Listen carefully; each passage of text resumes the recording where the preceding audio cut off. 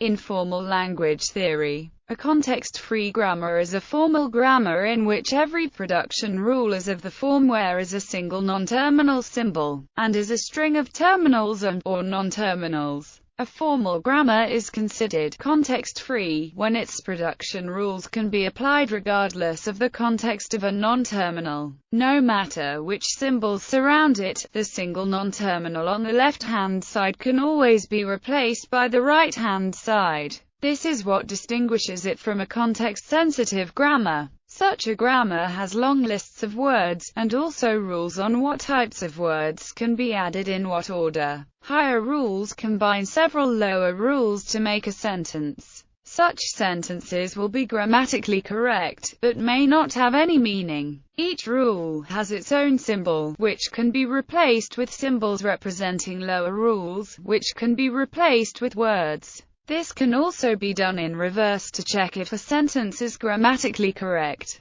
Languages generated by context-free grammars are known as context-free languages. Different context-free grammars can generate the same context-free language. It is important to distinguish properties of the language from properties of a particular grammar. The language equality question is undecidable. Context-free grammars arise in linguistics where they are used to describe the structure of sentences and words in natural language, and they were in fact invented by the linguist Noam Chomsky for this purpose, but have not really lived up to their original expectation. By contrast, in computer science, as the use of recursively defined concepts increased, they were used more and more. In an early application, grammars are used to describe the structure of programming languages. In a newer application, they are used in an essential part of the extensible markup language called the document type definition. In linguistics, some authors use the term phrase structure grammar to refer to context-free grammars, whereby phrase structure grammars are distinct from dependency grammars.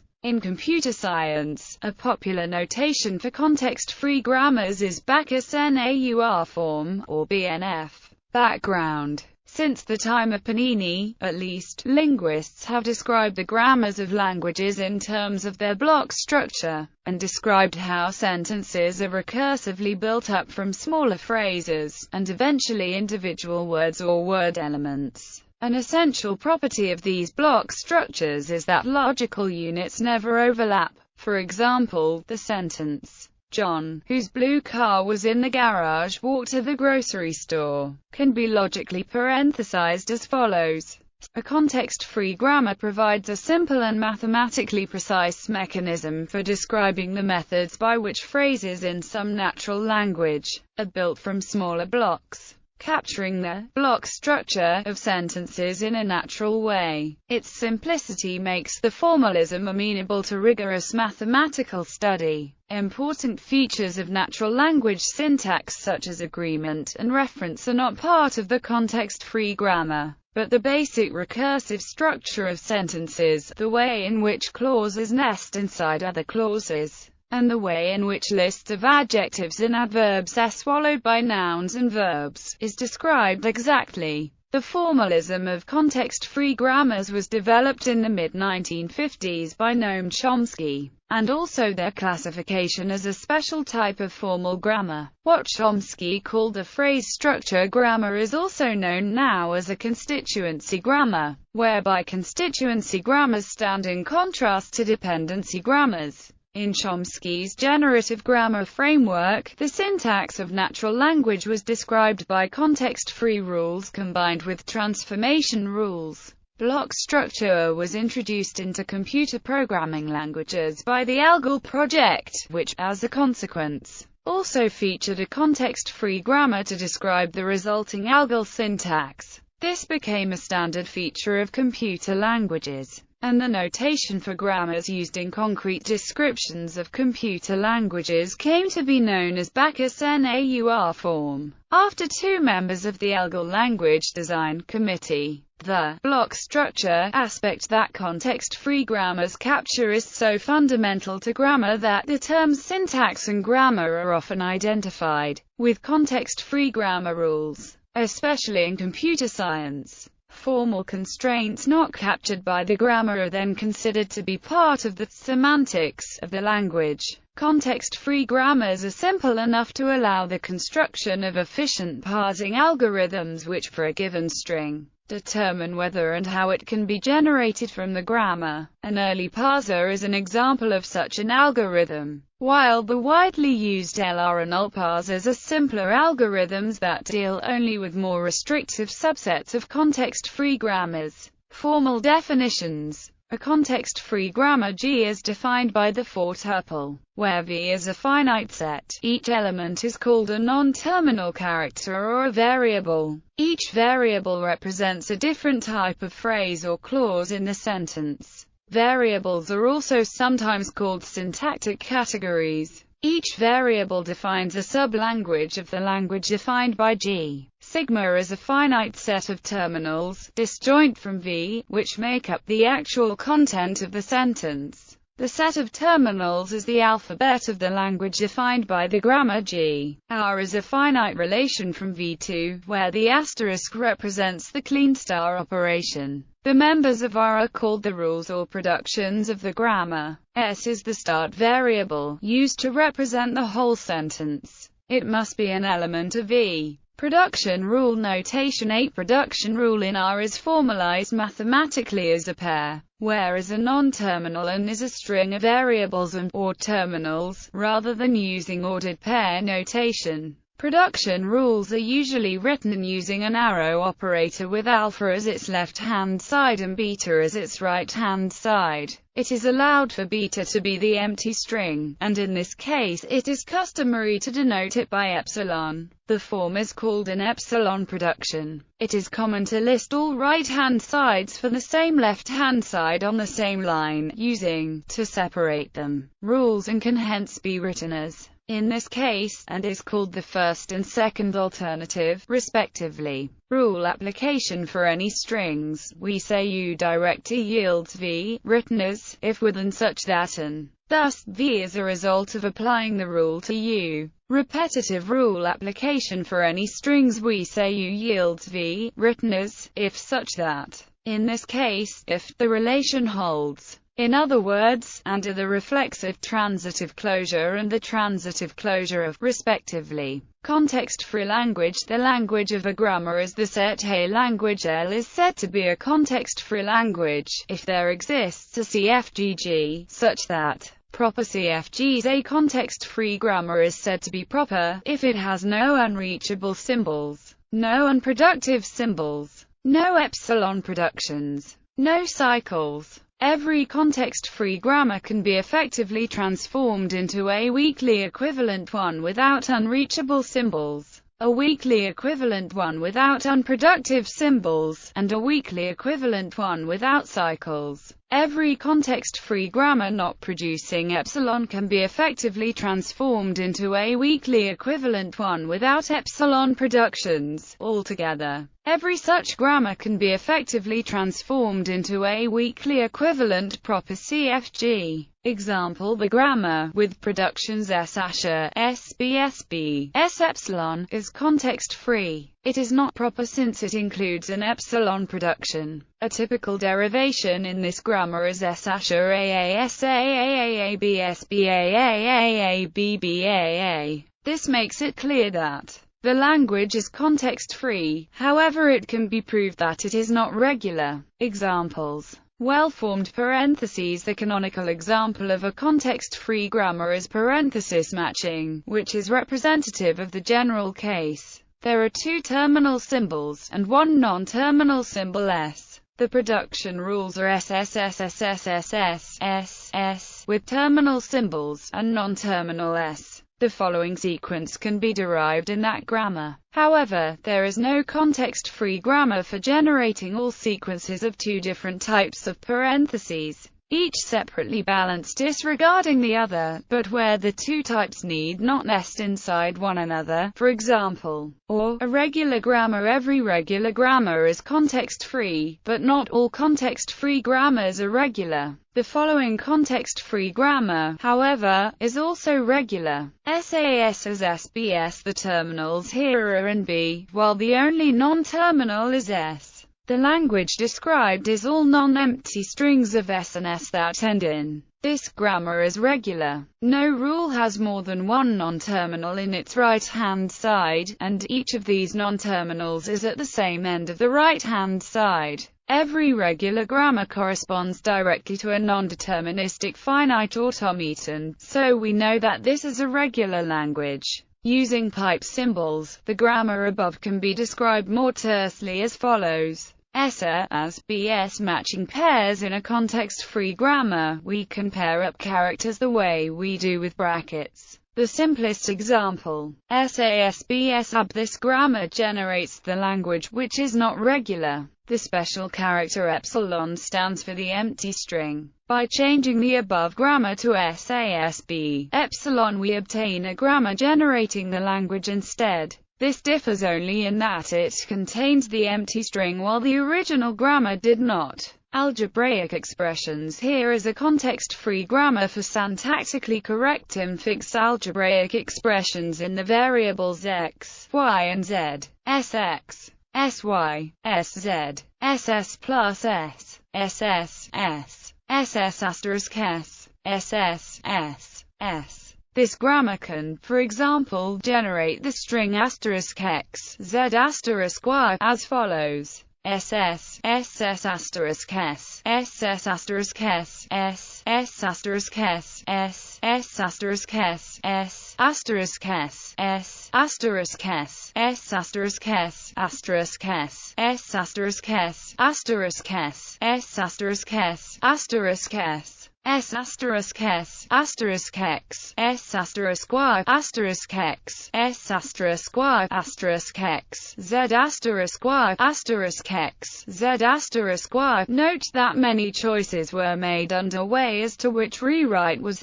going to be performed next. These choices look quite arbitrary. As a matter of fact, they are, in the sense that the string finally generated is always the same. For example, the second and third rewrites s asterisk s, s asterisk s, s, s could be done in the opposite order. S asterisk s, s, s. Also, many choices were made on which rule to apply to each selected s. Changing the choices made and not only the order they were made in usually affects which terminal string comes out at the end. Let's look at this in more detail. Consider the parse tree of this derivation. S asterisk s, s, x, s asterisk s, z, y, s plus s, x, y, x, x, starting at the top.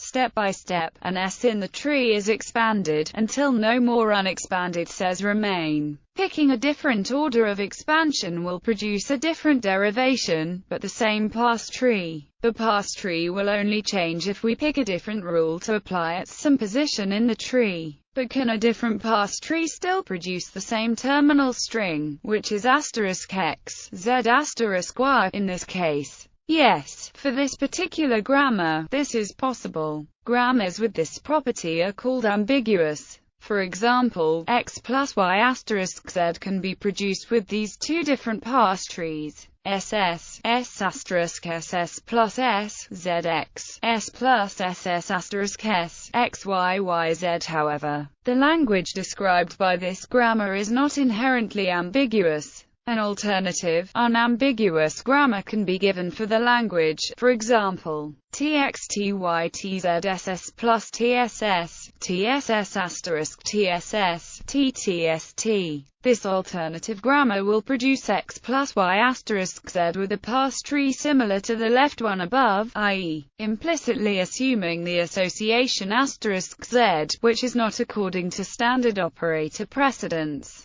More elaborate, unambiguous and context-free grammars can be constructed that produce parse trees that obey all desired operator precedence and associativity rules. Further examples. Example 1. A context-free grammar for the language consisting of all strings over a, b, containing an unequal number of a's and b's. SU, VU tau, tat, UATVTBV, TBT, VBTT, ATBT, BT, AT, epsilon. Here, the non-terminal T can generate all strings with the same number of A's as B's. The non-terminal U generates all strings with more A's than B's, and the non-terminal V generates all strings with fewer A's than B's. Omitting the third alternative in the rule for U and V doesn't restrict the grammar's language. Example 2. Another example of a non-regular language is, it is context-free as it can be generated by the following context-free grammar: SB, SBB, AAAA, Epsilon. Other examples: the formation rules for the terms and formulas of formal logic fit the definition of context-free grammar, except that the set of symbols may be infinite and there may be more than one start symbol. Derivations and syntax trees. A derivation of a string for a grammar is a sequence of grammar rule applications that transforms the start symbol into the string. A derivation proves that the string belongs to the grammar's language. A derivation is fully determined by giving, for each step, the rule applied in that step, the occurrence of its left-hand side to which it is applied. For clarity, the intermediate string is usually given as well. For instance, with the grammar SS plus SS1S, the string 1 plus 1 plus A can be derived with the derivation SS plus SS plus S plus SS plus 1 plus SS plus 1 plus A 1 plus 1 plus A. Often, a strategy is followed that deterministically determines the next non-terminal to rewrite. In a leftmost derivation, it is always the leftmost non-terminal. In a rightmost derivation, it is always the rightmost non-terminal. Given such a strategy, a derivation is completely determined by the sequence of rules applied. For instance, the leftmost derivation SS plus S1 plus S1 plus S plus S1 plus 1 plus S1 plus 1 plus A can be summarized as Rule 1, Rule 2, Rule 1, Rule 2. Rule 3. The distinction between leftmost derivation and rightmost derivation is important because in most parsers the transformation of the input is defined by giving a piece of code for every grammar rule that is executed whenever the rule is applied. Therefore it is important to know whether the parser determines a leftmost or a rightmost derivation, because this determines the order in which the pieces of code will be executed. See for an example OL parsers and LR parsers. A derivation also imposes in some sense a hierarchical structure on the string that is derived. For example, if the string 1 plus 1 plus A is derived according to the leftmost derivation, SS plus S1 plus S1 plus S plus S1 plus 1 plus S1 plus 1 plus A, the structure of the string would be 1 S plus 1 S plus A S S S, where S indicates a substring recognized as belonging to S. This hierarchy can also be seen as a tree. S plus S1 S plus S1 This tree is called a parse tree or concrete syntax tree of the string, by contrast with the abstract syntax tree. In this case, the presented leftmost and the rightmost derivations define the same parse tree. However, there is another derivation of the same string SS plus SS plus A S plus S plus A S plus 1 plus A 1 plus 1 plus A, and this defines the following parse tree: S plus S plus S A 1 1. If, for certain strings in the language of the grammar, there is more than one parsing tree, then the grammar is said to be an ambiguous grammar. Such grammars are usually hard to parse because the parser cannot always decide which grammar rule it has to apply. Usually, ambiguity is a feature of the grammar, not the language, and an unambiguous grammar can be found that generates the same context for a language. However, there are certain languages that can only be generated by ambiguous grammars. Such languages are called inherently ambiguous languages. Normal forms. Every context-free grammar that does not generate the empty string can be transformed into one in which there is no epsilon production. If a grammar does generate the empty string, it will be necessary to include the rule, but there need be no other epsilon rule. Every context-free grammar with no epsilon production has an equivalent grammar in Chomsky normal form or Grayback normal form. Equivalent here means that the two grammars generate the same language. The especially simple form of production rules in Chomsky normal form grammars has both theoretical and practical implications. For instance, given a context-free grammar, one can use the Chomsky normal form to construct a polynomial time algorithm that decides whether a given string is in the language represented by that grammar or not. Closure properties. Context-free languages are closed under union, concatenation, clean star, substitution, inverse homomorphism, and intersection with a regular language. They are not closed under general intersection and set difference. Decidable problems. There are algorithms to decide whether a context-free language is empty, and whether it is finite.